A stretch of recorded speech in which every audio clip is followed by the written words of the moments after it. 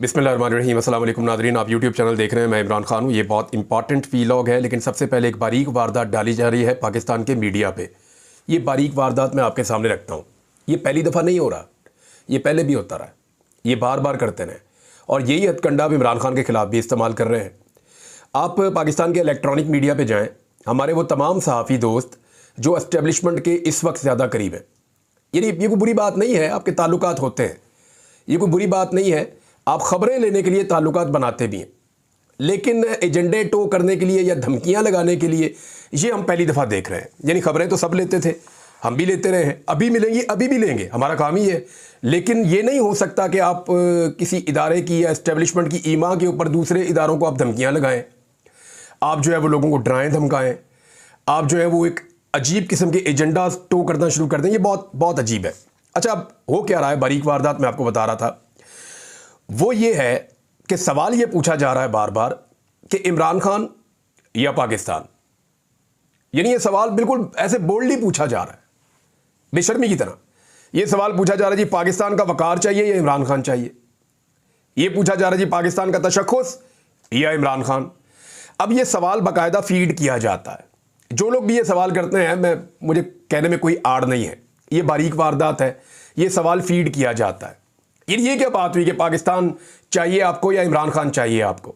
क्या रियासत पाकिस्तान ने यह तय कर दिया है कि इमरान खान पाकिस्तान के मुनाफी कोई चीज़ है, या रियासत पाकिस्तान ने यह बात तय कर ली है कि इमरान खान के बुनियादी हुकूक मांगना या पाकिस्तान के वकार और पाकिस्तान के तशख्खुस की ये चीज़ मुनाफी है कि जब भी आप इमरान खान के बुनियादी हुकूक की बात करेंगे, या आप इंसाफ मांगेंगे, या आप हक मांगेंगे, या आप जमहूरी हक मांगेंगे, या इमरान खान का नाम लेंगे, तो ये एंटी पाकिस्तान होने की अलामत है। क्या यह तय कर लिया गया कि इमरान खान जो है वो कोई एजेंट है? यानी पाकिस्तान के अंदर कहते हैं यहूदियों का एजेंट है, अमेरिका में जाके कहते हैं तालिबान का एजेंट है। आज तक इमरान खान के बारे में तय तो कर नहीं पाए कोई बात, हर जगह पे जाके मुनाफकत करते हैं। अब मामला यह है कि क्या इमरान खान के हक के लिए एहतजाज करना, जमहूरियत और आज़ाद अदलिया के लिए आवाज़ उठाना, या आइन की सरबुलंदी के लिए कोशिश करना, पाकिस्तान से इस मुल्क में दुश्मनी करार दे दिया गया है। इमरान खान इन्हीं चीज़ों की वजह से इस वक्त जेल में बंद है ना। अभी तो उसके ऊपर बहुत ज़्यादा सख्ती कर दी गई है क्योंकि आइन के ऊपर एक हमला किया जा रहा है। अब मैं आपको एक दो चीज़ें बताता हूँ, एक मिसाल भी आपको देता हूँ मैं। मिसाल के तौर पे पाकिस्तान किसने बनाया था? पाकिस्तान की आवाम की अक्सरियत ने फैसला किया, एक मुल्क बन गया। अब वो अक्सरियत उस मुल्क की मालिक है। उसी मुल्क की अक्सरियत ने फैसला किया कि इस मुल्क को चलाने के लिए जो आदमी हमें चाहिए वो इमरान खान है। आपने उठा के उनके हवाले कर दिया जिनको अवाम नहीं चाहते थे कि इनसे मुल्क चलवाया जाए। ये है ना बात, सिंपल ये है कि ये मुल्क अवाम का है और अवाम फैसला करेंगे इस मुल्क को कौन चलाएगा। तो अवाम ने फैसला किया इस मुल्क को इमरान खान चलाएगा। अब मुल्क को चलाने के लिए एक मतंजन इकट्ठा किया गया। उन सारे लोगों का जो नैबज़दा है, उन सारे लोगों का जो करप्शन ज़दा है, उन सारे लोगों का जिन्होंने कई दहाइयों से पाकिस्तान को यहां तक पहुंचाया है, उन सारे लोगों का मतंजन इकट्ठा करके मुल्क उनके हवाले कर दिया गया। और अब सब ये कह रहे हैं कि इमरान खान का नाम लोगे तो फिर तुम पाकिस्तान के दुश्मन हो। भाई ये कैसे हो सकता है कि आप ये तय कर लें? फर्ज करें एक आदमी की गाड़ी है, वो तय करेगा इस गाड़ी को कौन चलाएगा, या कोई बाहर से आके तय करेगा जी गाड़ी ये नहीं चलाएगा ये चलाएगा? ये कैसे हो सकता है? भाई जिन लोगों का मुल्क है, जो करोड़ों लोग इस मुल्क के मालिक हैं, उन मुल्क के मालिकों ने फैसला करना है कि मुल्क कौन चलाएगा। दिस इज कॉल्ड जमहूरियत। तो लोग जब ये फैसला करते हैं कि इमरान खान मुल्क चलाएगा, तो आप ये क्यों कहते हैं कि दोनों में से एक चीज चॉइस कर लें आप? या तो आप इमरान खान को चूज कर लें या आप पाकिस्तान को चूज कर लें। क्या रियासत वाकई यहां तक पहुंच गई है? मुझे यकीन नहीं आ रहा। यानी हमें ना शुरू से एक कहानी बताई जाती थी ज़िया-उल हक के बारे में। हमारे एक अंकल हैं, मैं उनके पास एक दौर में एक बुक स्टॉल पे काम करता था, तो वो ये वाकया बार बार सुनाते थे। वो पीपल्स पार्टी के बड़े जियाले थे, तो ये वाकया मुझे सुनाया करते थे। वो ये कहते थे जनरल ज़िया-उल हक ने कौम से पूछा कि क्या आपको इस्लामी निज़ाम चाहिए? तो भाई कौम को तो चाहिए। लोगों ने कहा हाँ जी चाहिए। उसने कहा इसका मतलब है आपने मुझे मुंतखब कर लिया, यानी मैं ही आपका लीडर हूं, मैं ही रहूंगा। ये वो कहानियां में सुनाया करते थे। यानी बात कोई है, उसका मतलब कोई और निकाल लेना। हम ये नहीं कह रहे, या कोई पाकिस्तानी ये नहीं कह सकता कि जी इमरान खान नहीं होगा तो पाकिस्तान नहीं होगा। पाकिस्तान तो हमेशा रहेगा। जब कायदे आज़म नहीं रहे तो पाकिस्तान फिर भी है। और बेशुमार लोग हैं आए और गए, कब्रिस्तान भरे पड़े ऐसे लोगों से जो बहुत ज़रूरी थे। लेकिन यह बात भी एक हकीकत है कि जहां पे अवामी फैसलों को पैरों के नीचे रौंदा गया, वो रियासतें तबाह हुई, उनका नुकसान हुआ। अगर पाकिस्तान से प्यार है तो इसकी सिर्फ एक शर्त होनी चाहिए कि अवामी मैंडेट का एहतराम किया जाए। जिसको अवाम चाहे वही पाकिस्तान चलाए, जिसको अवाम रिजेक्ट करे वो पाकिस्तान ना चलाए। ये होना चाहिए उसूल। अब उसूल ये बना दिया गया कि या आपको पाकिस्तान चाहिए या आपको इमरान खान चाहिए। तो ये बारीक वारदात है जो पाकिस्तान का मीडिया डाल रहा है, और इसका सिंपल जवाब ये है कि भाई ये तो पाकिस्तान के लोग तय करेंगे ना पाकिस्तान कौन चलाएगा। पाकिस्तान हमारा है, हम पाकिस्तान के मालिक हैं। पाकिस्तान को कौन चलाएगा वो फैसला हम पाकिस्तान के अवाम करेंगे। अब इसके अंदर कोई और दो राय तो हो नहीं सकती। तो ये बारीक वारदात मीडिया की थी। आजकल मामला चल रहा था, लोगों को बेवकूफ़ बनाने की कोशिश हो रही थी, तो मैंने आपके सामने रख दिया। एक वाकया जी हुआ है बड़ा अफसोसनाक, लाहौर में। पंजाब कॉलेज है लाहौर में। ये बहुत सारे कॉलेज हैं, इनकी एक चेन बनी हुई है, दुनिया मीडिया हाउस भी इनका ही है। अब ये जो एक पंजाब कॉलेज है, मुझे इसलिए दुनिया मीडिया हाउस याद आ गया कि माजी में जब PMLN की एक लड़ाई हुई थी मियाँ आमिर महमूद साहब के चैनल से, दुनिया TV से, तो उस वक्त पंजाब कॉलेज को निशाना बनाया गया था। शहबाज शरीफ का दौर था, राणा सनाउल्लाह साहब वगैरह ने फौरी तौर पे अटैक किया था पंजाब कॉलेज पे। तो तब से लेकर अब तक बड़े अच्छे ताल्लुकात हैं दुनिया मीडिया ग्रुप के PMLN के साथ, या पंजाब कॉलेज पे उसके बाद कभी कोई प्रॉब्लम नहीं आई। तो ये दुखती रग एक तरह से आप समझ लें। वहाँ पे एक वाकया पेश आया, आज अचानक पता चला कि बहुत सारे बच्चे निकल आए हैं, बच्चियाँ निकल आई हैं, तालिबात हैं, तलबा हैं। वो कॉलेज के अंदर उन्होंने एहतजाज शुरू कर दिया और मुख्तलिफ कैंपसेस में देखते ही देखते एहतजाज शुरू हो गया। और पंजाब कॉलेज के अंदर एक आग भड़क उठी तलबा के गुस्से की, और वो सारे ये कह रहे थे कि एक हमारी साथी तालिबा है, उसके साथ रेप हुआ है, ज़्यादती हुई है, और इल्ज़ाम जो है वो कॉलेज के अमले के ऊपर लगाया जा रहा था कि जनाब छुट्टी के बाद उसको जो है वो किसी तरीके से रोका गया और उसके बाद उसके साथ ज़्यादती की गई। ये बात खुली ऐसे कि एक क्लास के अंदर एक बच्ची मिसिंग थी, जो वी न्यूज़ के ऊपर खबर छप रही है उसके हवाले से मैं आपको बता रहा हूँ, कुछ साथियों में मेरी बात भी हुई है। एक बच्ची मिसिंग थी, जब टीचर ने पूछा वो बच्ची क्यों नहीं आ रही, तो उसकी कुछ साथी तालिबात थी, उन्होंने रब्ता किया उनके माँ बाप से, तो उन्होंने रोते हुए बताया जी कि वो हमारी बच्ची के साथ कॉलेज में ज़्यादती हुई है चंद दिन पहले, और वो ICU में है और उसकी हालत ठीक नहीं है। तो उसके बाद ये बात फैल गई जंगल में आग की तरह, और हालात ये पैदा हो गए कि बच्चों ने एहतजाज शुरू कर दिया। अब कॉलेज की इंतज़ामिया की रिस्पॉन्सिबिलिटी कुछ और थी, यानी मेरे लिए जो चीज़ अलार्मिंग है ना, ये बहुत अफसोसनाक वाकया है, लेकिन ऐसा वाकया होने के बाद कानून अपनी हरकत में आ जाए, उसको निशाने इबरत बनाया जाए और पूरी तरह से बच्चों को प्रोटेक्शन की यकीन दहानी करवाई जाए, ये एक नॉर्मल तरीका होता ना। लेकिन यहां पे कुछ बड़ी अजीब चीज़ें हुई। बच्चे क्लेम कर रहे हैं कि CCTV फुटेज गायब कर दी गई। बच्चे क्लेम कर रहे हैं कि उस बच्ची को और उसके वालिदैन को इस तरह किया गया कि ये खबर बाहर ना निकले। बच्चे क्लेम कर रहे हैं कि इस चीज़ को मैक्सिमम छुपाने की कोशिश की गई, और जब बच्चे एहतजाज करने के लिए निकले तो बजाय इनके कि उनको यकीन दहानी करवाई जाती, उनके ऊपर लाठियां बरसा दी गई। पहले उन्हें जो कॉलेज के गार्ड्स हैं उन्होंने गुंडों की तरह मारा बच्चों को। 27 बच्चों को रेस्क्यू 1122 वालों ने जो है वो तिब्बी इमदाद दे के अस्पतालों में पहुंचाया है। बच्चियां अस्पतालों में पड़ी हुई थी, उनकी बुरी हालत थी, बच्चे अस्पतालों में पड़े हुए थे, उनको चोटें लगी हुई थी। तो ये टॉर्चर जो है, बच्चों का खून बहाया, ना सिर्फ पहले कॉलेज के पाले हुए सिक्योरिटी गार्ड्स ने, बल्कि उसके बाद पुलिस आई, पुलिस ने भी बच्चों को मारा। फिर कैदियों वाली वैन ला के उसके अंदर बच्चों को बंद भी किया। फिर जो कॉलेज इंतजामिया है उन्होंने कॉलेज की मुख्तलिफ क्लासों के अंदर बच्चों को अंदर बंद करके बाहर से ताले लगाए, कुंडियां लगाई ताकि एहतजाज को रोका जाए।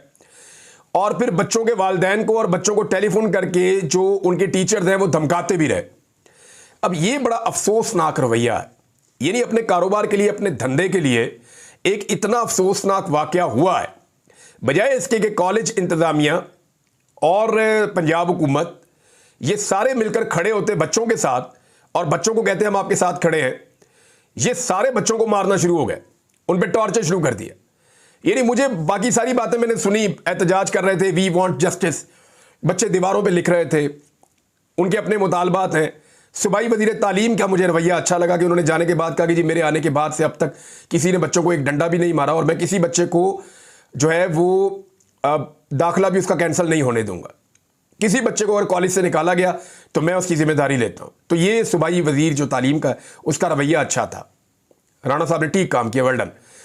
लेकिन सवाल यह पैदा होता है कि बच्चों को मारा किसके अहकामात पे गया, पुलिस ने टॉर्चर क्यों किया? पुलिस तो पंजाब हुकूमत की है और बाद में एक आ गया जी कि पल पल की हम खबरें ले रहे हैं, हम ये कर रहे हैं, वो कर रहे हैं। तो पुलिस ने बच्चों को टॉर्चर क्यों किया, उनको धमकाया क्यों? इस सवाल का जवाब है किसी के पास? जो मुझे समझ आई वो ये है कि कॉलेज इंतजामिया और पंजाब हुकूमत को बड़ा करीबी रिलेशन है। ये रल मिलके जो है ना इस मामले को दबाने की कोशिश कर रहे थे, बच्चे इस मामले को एक्सपोज कर रहे थे, तो इन्होंने दबाने के लिए ताकत का इस्तेमाल किया और मीडिया पहुंच गया। और जब ये मामला खुल गया तो फिर वजीर तालीम ने जाके मामला कुछ हद तक संभाला। अब कह रहे हैं जी रजिस्ट्रेशन कॉलेज की कैंसिल की है। एक तरफ कह रहे हैं वाकया नहीं हुआ, एक तरफ कह रहे हैं ऐसा कुछ पता ही नहीं चल रहा, दूसरी तरफ कह रहे हैं कि जनाब रजिस्ट्रेशन कैंसिल। मेरी एक दरखास्त है सिर्फ, और वो ये है कि खुदारा इस पंजाब हुकूमत को होश के नाखून लेने चाहिए। किसी सूरत उस बच्ची का नाम, उसके वालिदैन का नाम या उसकी शक्ल सामने नहीं आनी चाहिए। अगर इन्होंने ऐसा किया या अपनी गंदी और घटिया सियासत के लिए उनके साथ कोई फोटो सेशन करवाने के लिए पहुंचा तो फिर हमसे बुरा कोई नहीं होगा। बस कर दें, आप लोगों की इज्जत के ऊपर आप अपनी सियासत के मीनार खड़े करते हैं। ऐसा बिल्कुल नहीं करना चाहिए और इससे गुरेज करना चाहिए। अब सारी वो सोशल मीडिया के ऊपर सूबाई वजीर पूछ रही है कि हमें बताएं जनाब वो किधर है, उसके बारे में हमें इत्तला फराम करें। यार सोशल मीडिया के ऊपर लोग करें, भाई पुलिस आपके पास है, इंतजामिया आपके पास है, खामोशी से पता करें और इंसाफ करें। खबरदार किसी ने अगर नाम लिया उस बच्ची का या उसकी फैमिली का, ये अपनी सियासत चमकाने के लिए लोगों के जो मजलूमियत है या लोगों के ऊपर जो जुल्म हुआ है उसको भी बताओ टूल इस्तेमाल करते हैं। ये जो रवैया था ये इंतहाई अफसोसनाक था, चाहे वो कॉलेज की इंतजामिया का है चाहे वो पुलिस का है, कि अगर बच्चियां अपने पढ़ने वाली जगह पे महफूज नहीं है तो फिर वो कहां महफूज है। यानी धंधा ही सबसे आगे है, कारोबार सबसे आगे है, हमारे बच्चों की इज्जत नहीं है। वो बच्चियां जो भी बातें कर रही थी ना, उनमें एक सवाल बच्ची बार बार पूछती थी, और एक बच्ची नहीं मुख्तलिफ मैंने वीडियोज में सुना, और वो एक सवाल दिल चीर के रख देता है। मैं वो एक सवाल आपके सामने रखता हूं और आप सब एक लम्हे के लिए सोचिएगा। आईजी पंजाब भी सुने इसको, बाकी सारे लोग भी सुने इसको। वो बच्ची एक बात पूछती है कि अंकल आपकी बेटी नहीं है? बस इतनी सी बात आप अपने ज़हन में लाएं, अंकल आपकी बेटी नहीं है। आदमी की रूह कांप जाती है इस सवाल का जवाब सोचते हुए। तो ये इंतहाई अनफॉर्चुनेट इंसिडेंट हुआ है और इसकी जितनी मजम्मत की जाए कम है, और इस वाक़े को दबाने के लिए जो कुछ किया गया वो मुजरिमाना है। इसके ऊपर तो जुडिशल इंक्वायरी होनी चाहिए और पता चलना चाहिए कि किसने इसमें क्या रोल प्ले किया है। ये हो गया जनाब एक और मामला। और अब मैं आपको बताता हूँ आईनी तरमीम के हवाले से। देखिए आईनी तरमीम के हवाले से इस वक्त भी हुकूमत का सारा इन्हिसार मौलाना फजल रहमान साहब पे है। 4 चीज़ें ऐसी हैं जहां मौलाना फजल रहमान साहब फंसे हुए हैं। नंबर 1, मौलाना फजल रहमान साहब फंसे हुए हैं किस पे, कि मैं आईनी अदालत नहीं बनाऊंगा, आईनी बेंच बनाऊंगा। इस तरह कादी फायद ईसा हर हाल में रिटायर हो जाएंगे, वो नहीं रुक सकेंगे। दूसरा, फंसे हुए हैं जजेस की उम्र में मैं इजाफा नहीं होने दूंगा, इससे भी कादी फायद ईसा साहब घर जाएंगे ही जाएंगे। तीसरा, वो फंसे हुए हैं कि मैं फौजी अदालतों के हक में नहीं हूं, इससे जो है क्योंकि मौलाना फजल रहमान साहब अगर ये करते हैं तो बलूचिस्तान में और खैबर पख्तूनख्वा में उन्हें बहुत मुखालफत का सामना करना पड़ेगा, लिहाजा इससे भी फजल रहमान साहब जो है वो बचना चाहते हैं। और चौथी चीज़ जहां पे फजल रहमान साहब फंस जाते हैं वो है बुनियादी इंसानी हकूक़ के मामलात हैं, वो उनके अंदर किसी किस्म की तब्दीली नहीं होने देंगे।